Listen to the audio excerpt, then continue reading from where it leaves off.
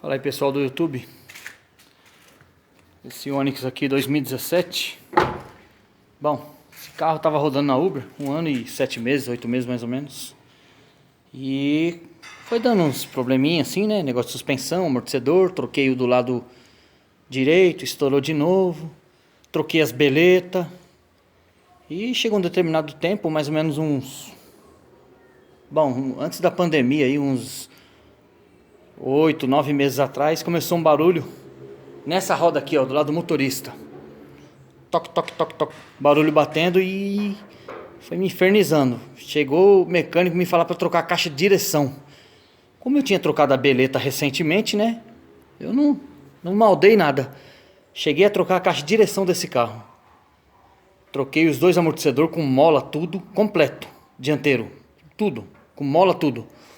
E anteontem troquei o pivô dessa roda aqui, ó.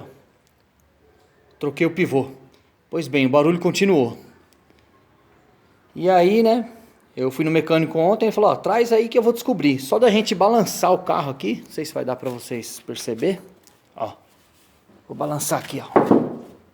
Ó, só de balançar já fazia toque, toque, toque, um barulho de ferro, mas um barulho infernal quando eu sentava lá dentro e passava, não precisa passar em buraco não, só no remendinho do asfalto assim. E por fim hoje eu descobri o que era. Vou postar no próximo vídeo pra vocês aí, que é um problema simples, já passei por isso, mas eu não imaginei que ia estourar tão rápido.